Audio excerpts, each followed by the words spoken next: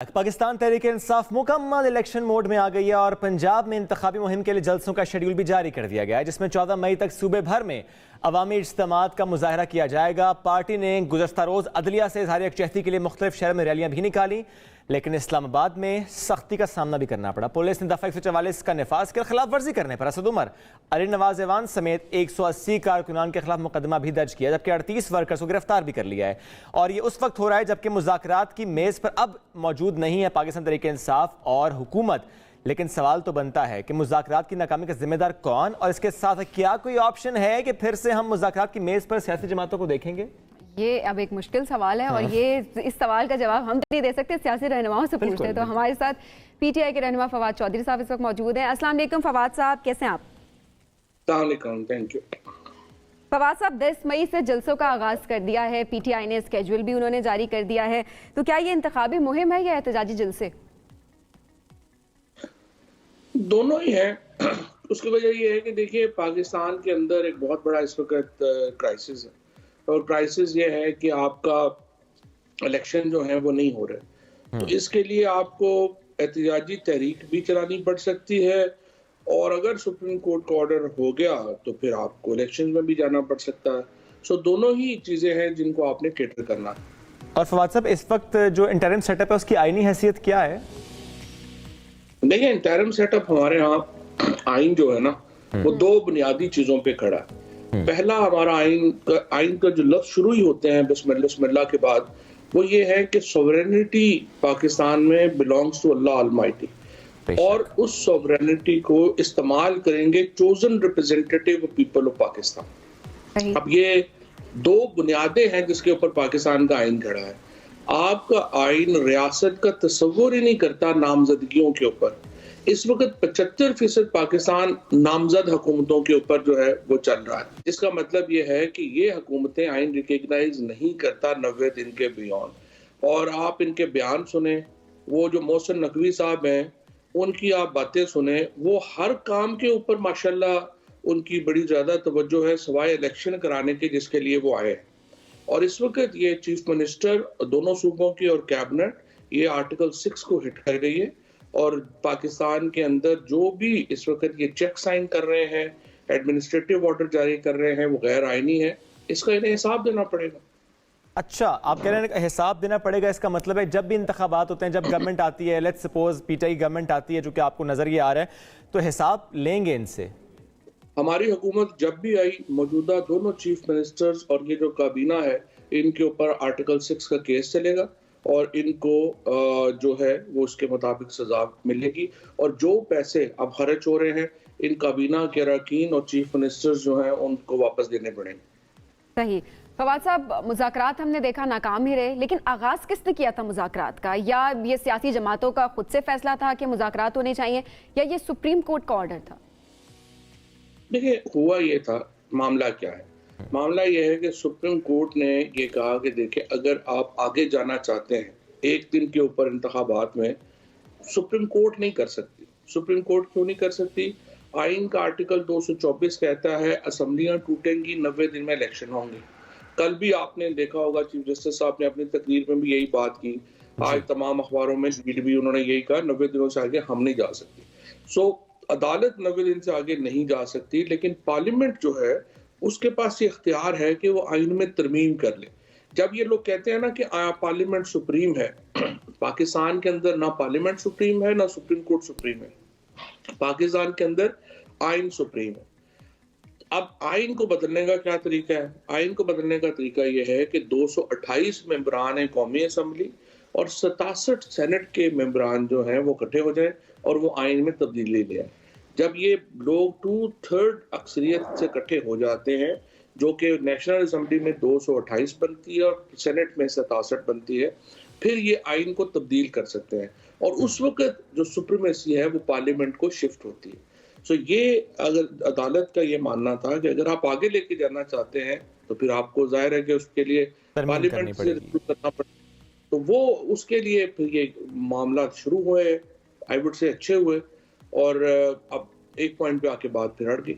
कहां तक अच्छे हुए फवाद भाई? ये 3 चीजें थी।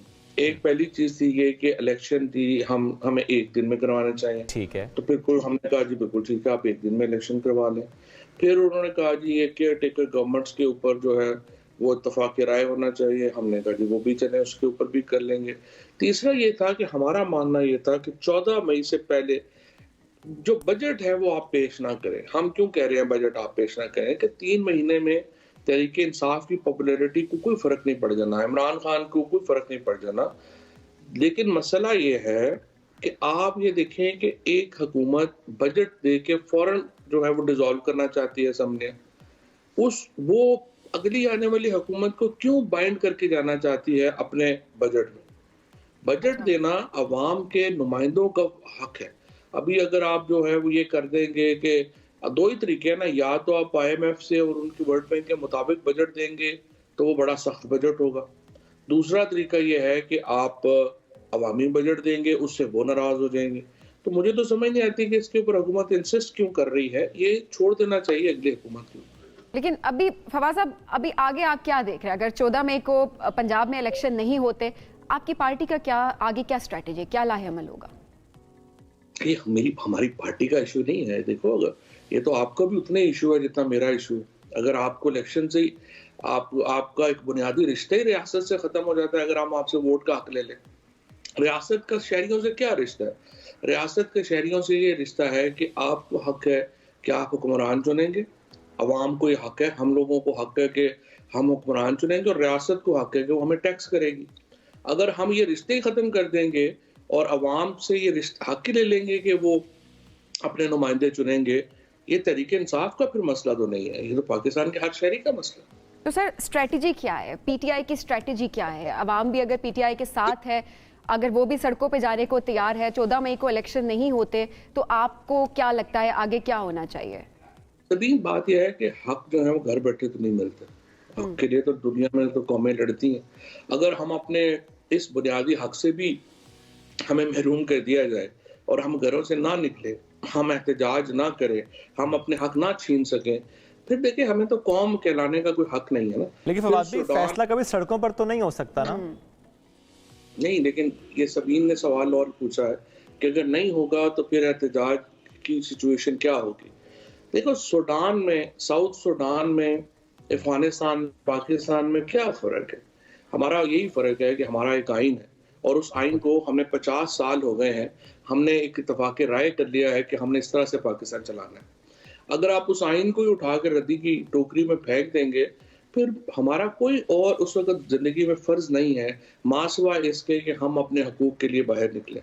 और मैं हूँ, आप हों, सबीन हो, तमाम लोग जो है उनका ये फ़र्ज़ है कि वो अपने हक लेने के लिए सड़क के ऊपर हों और वो अपना हक डिमांड करें। ठीक। और फवाद भी, मुज़ाकरात से एक उम्मीद ही किरण रोशन हुई थी कि शायद मुज़ाकरात हो जाएंगे और कोई लाया अमल बन जाएगा।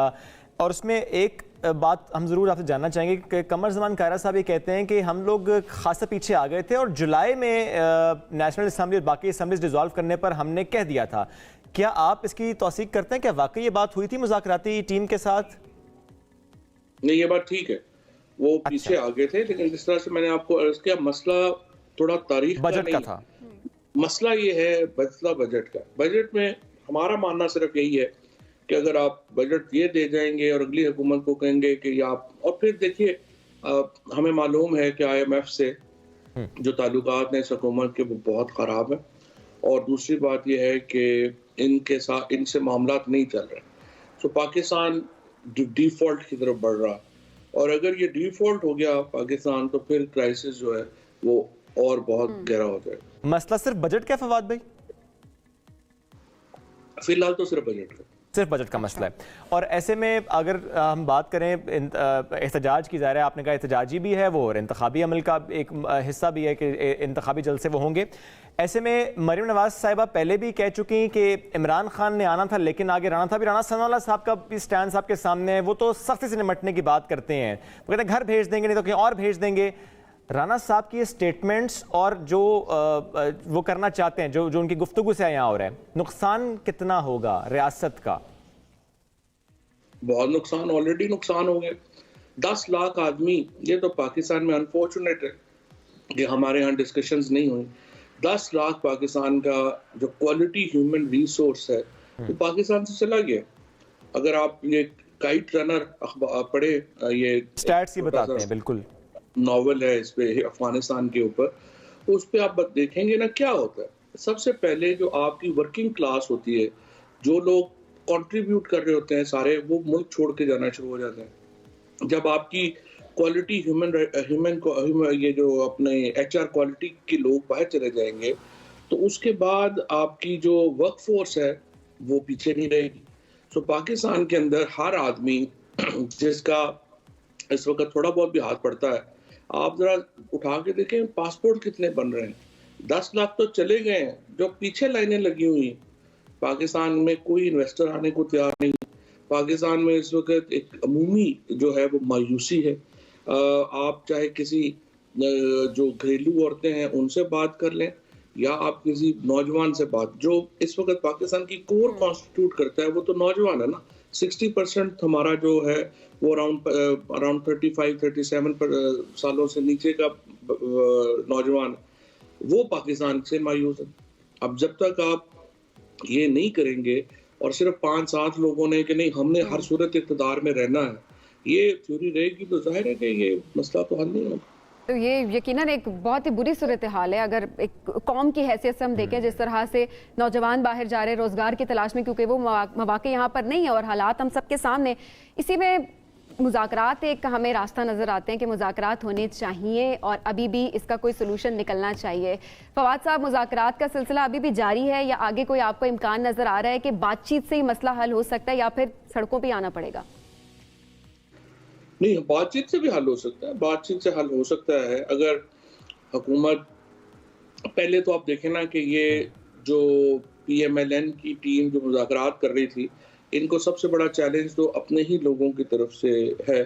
जहाँ पे आपने नाम लिया राना सनाउल्लाह का, मरियम नवाज का, उसके बाद ख्वाजा आसिफ, जावेद लतीफ़ वगैरह, इन लोगों ने अपनी टीम को कमज़ोर किया, बार बार बयानात दे के, चीज़ें करके, और कि ये मुज़ाकरात होने ही नहीं चाहिए, ब्ला ब्ला।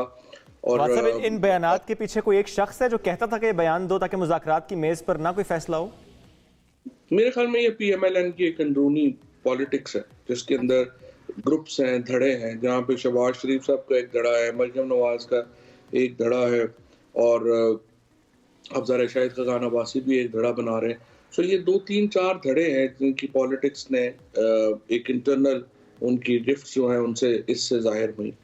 तो अब देखना यही है कि ये आगे कैसे ये अपनी पॉलिटिक्स उनकी किधर जाती है। लेकिन ये मुज़ाकरात से बातचीत जो है वो बातचीत का आज कामयाब हो जाए। नहीं, वो तो कह रहे हैं कि हम अगले मरहले के लिए तैयार हैं, बातचीत के लिए PTI नहीं तैयार। लेकिन आपकी बात से लग रहा है कि नहीं, मसला हो सकता है बातचीत से। तो क्या PTI वाकई तैयार है अगले दौर के लिए, मुज़ाकरात की मेज़ पर दोबारा बैठने के लिए? सर, उसके लिए बातचीत की जरूरत नहीं है ना। उसके लिए तो सिंपल, अब जिस तरह मैंने अर्ज किया कि बातचीत तो मुकम्मल हो गई है, अब तो उन्होंने डेट देनी है। डेट देने के लिए बड़ा आसान है, वो सुप्रीम कोर्ट में डेट दे देंगे, हम बजट से पहले असम्बलियां तोड़ने को तैयार। ठीक है। और फाद साहब, आखिर में एक चीज़ और, अगर आपका ये मुतालबा मान लिया जाता है PTI का कि पंजाब में 14 मई को इंतखाबात हो जाए, जो कि होते नजर नहीं आ रहे, लेकिन अगर मान लिया जाता है कि पंजाब में इंतखाबात पहले हो जाते हैं, इससे मसला हल होगा या कि बढ़ेगा? एक सूबे में इंतखाब पहले हो जाना, पंजाब में, बड़े सूबे में, मसला हल होगा कि बढ़ेगा आगे चलकर? नहीं, कोई प्रॉब्लम नहीं है। अच्छा। हमेशा जो इंतखाबात है, हम एक फेडरेशन है। हुआ ये था कि 1960 की दहाई में सारे पाकिस्तान को इकट्ठा करके 1 यूनिट बना दिया गया। सो एक पूरा ये यूनिट था और एक पूरा मशरकी पाकिस्तान यूनिट था। उसके नतीजे में यहाँ पे बहुत तहरीक शुरू हुई, खसूसन सिंध और बलोचिस्तान ने कहा कि नहीं, ये हमें मंजूर नहीं है, आप इसको फेडरेशन बनाएं और 1 यूनिट ख़त्म किया जाए। लिहाजा पाकिस्तान के आइन में ये प्रोविजन रखी गई कि तमाम सूबे जो हैं उनके इलेक्शन अलग-अलग होंगे ताकि वो हम फेडरेशन के उसमें बन सकें।